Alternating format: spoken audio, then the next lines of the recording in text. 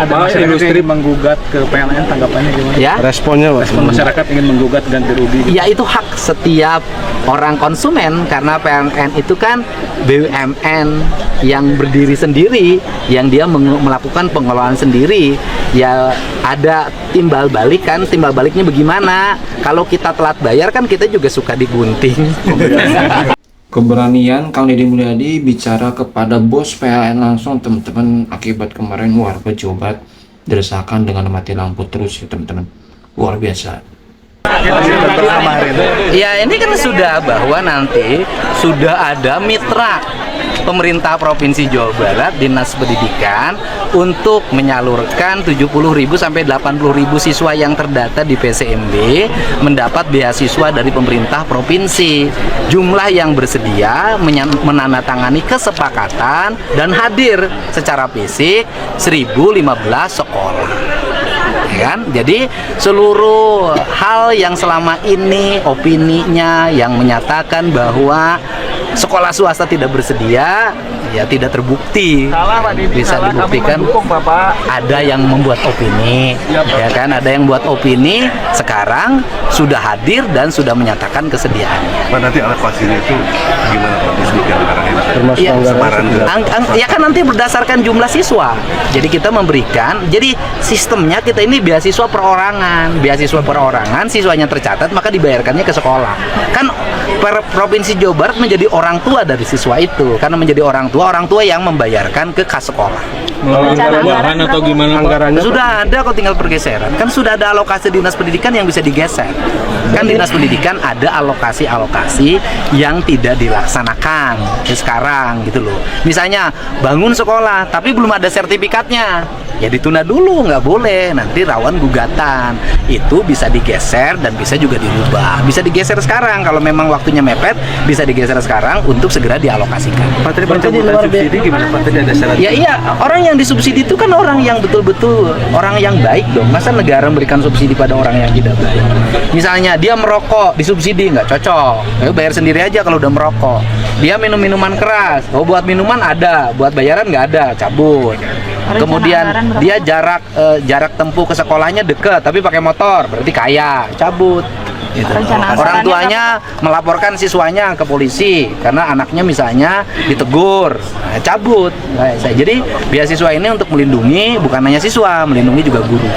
Alokasi anggarannya apa? Iya kan alokasi anggarannya uang bangunannya 1,5 juta per bulannya 100.000 dan pemerintah provinsi akan mendorong agar guru-gurunya bersertifikasi. Pak, ini di luar bantuan yang siswa miskin itu ya Pak?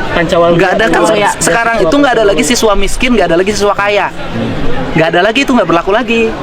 Karena sekarang semua anak yang sekolah di sekolah swasta yang terdata di PCMB itu mendapat beasiswa. Jadi yang dulu hanya direncanakan untuk warga miskin ditambah sekarang untuk semua warga. Berarti yang beasiswa Pancawalonya itu tetap ada. Tetap ada. Ya kan itu juga. Oh, gitu. Kan gitu loh. Kan nilainya sama, hampir sama kan, gitu. Barangkali cuman sekarang tuh ditambah jumlahnya.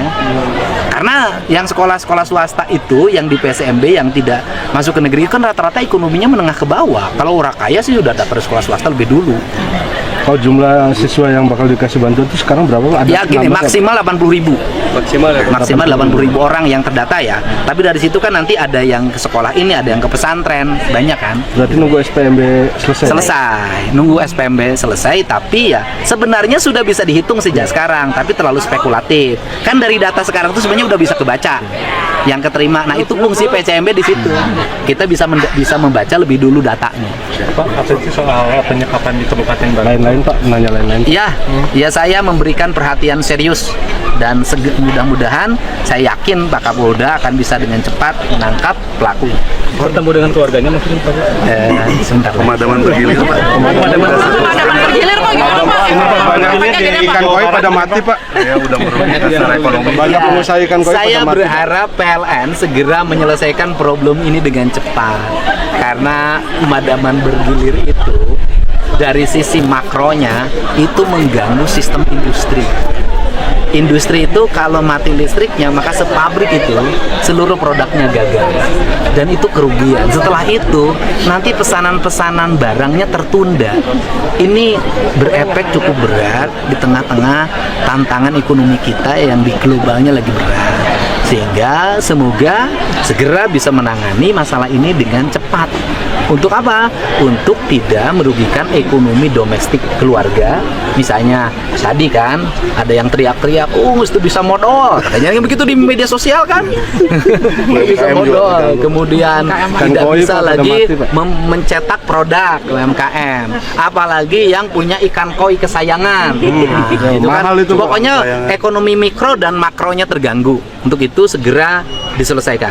Ada industri menggugat ke PLN, tanggapannya gimana? Ya. Responnya Pak. Respon masyarakat ingin menggugat ganti rugi. Ya itu hak setiap orang konsumen karena PLN itu kan BUMN yang berdiri sendiri, yang dia melakukan pengelolaan sendiri. Ya ada timbal balik kan, timbal baliknya bagaimana? Kalau kita telat bayar kan kita juga suka digunting. Pak, industri Pak melakukan penyesuaian terhadap pegawai Pak di Gimana? di Kabupaten Bandung PT Ventai. Iya, banyak industri yang memang karena tekanan ekonomi global, karena kondisi pasar harus mencoba untuk survive. Caranya adalah restrukturisasi tenaga kerja. Nanti saya minta di Snaker untuk berkoordinasi yang kemudian terrestrukturisasi itu di-link match-kan dengan perusahaan yang sedang rekrut sehingga dia bisa ketika berhenti dari sini pindah ke perusahaan lain. Jadi tidak lagi nganggur. Pak Gup, soal kampung konten kreator Pak Gup di Kawali Cipiruk yang dijuluki itu Pak, sekarang kan ekonomi warganya meningkat dari konten kreator, bakal direplikasi nggak Pak Gup ke daerah-daerah lain untuk mengentaskan pengangguran? Ya gini, konten kreator itu adalah kreatif. Nah, ini jangan Pak, jangan ada kalimat direplikasi. Kalau nanti konten kreatornya direplikasi semua, nanti di konten kreator lagi. Dia nurun tuh semuanya nanti. Karena terlalu banyak orang yang mengerjakan itu dengan segmen yang sama. Jadi di kita kalau sudah unggul satu tempat, sudah aja suruh jalan. Ya suruh kokoh. Kenapa? Ketika satu orang bikin wartel, dulu sekabupaten bikin wartel semua, akhirnya wartelnya tutup, ya. Jadi suruh berkembang yang lain, menekuni industri yang lain. Jadi biarin aja. Jadi kita kebiasaan, ini studi banding ke sini, semua menerapkan. Ya, jadi nanti pendapatan yang itunya bisa nurun tuh. Indonesia gelap benar-benar kejadian. Dalam arti yang harfiah. Sebagian Sumatera blackout sampai warga berbondong-bondong beli genset. Sekarang, giliran Jawa yang kena pemadaman listrik bergirir. Listrik mati bukan cuma 1-2 jam, tapi ada yang lebih dari 5 jam. Sering mati lampu bukan cuma bikin gelap, tapi pengusaha juga rugi. Layanan publik terganggu, anak-anak kepanasan di sekolah. UMKM mengeluh, misalnya penjual kue yang dari pagi sudah menyiapkan adonan untuk di oven, tiba-tiba listriknya biarpet. Kue gagal ngembang, ujung-ujungnya rugi. Ada juga seorang ibu yang nyetok ASI untuk bayinya berbulan-bulan, tapi karena mati lampu berjam-jam, ASI yang sudah susah payah dikumpulkan itu rusak. Sia-sia usahanya. Halo tukang PLN, di mananya kalian? Berpangkas kami di sini, mati lampu kalian. Nah, ini kami berpangkas ini, pas dipangkas listrik mati. Apa masalahnya nih PLN Balige? Jadi korban kami nih, rambut di kepala udah dipotong, tapi lampu mati. Kalau ini nggak nyala sampai malam ini, hancur kepala kami nih.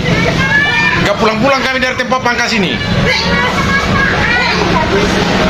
Kantor cabang PLN Balige, mohon ini perhatiannya. Semua itu dia ya, yang mana Nadia Mulyadi ya bicara tentang PLN, yang mana tolonglah ya jangan ya terus-terusan mati lampu ya, karena warga Jawa Barat ya resah teman-teman. Gimana, kasihan ya, terutama para pelaku usaha, para pelaku dagang gitu ya, dagang kecil yang sangat membutuhkan listrik ya, seperti fotokopi dan yang lainnya ya teman-teman. Akan ditegaskan kepada bos PLN nya langsung. Nanti kita sampaikan gimana permasalahannya apa gitu, pengen tahu Kang Deddy apa sih permasalahannya. kenapa bisa seperti ini. Ya, ini baru pejabat mantap ya teman-teman.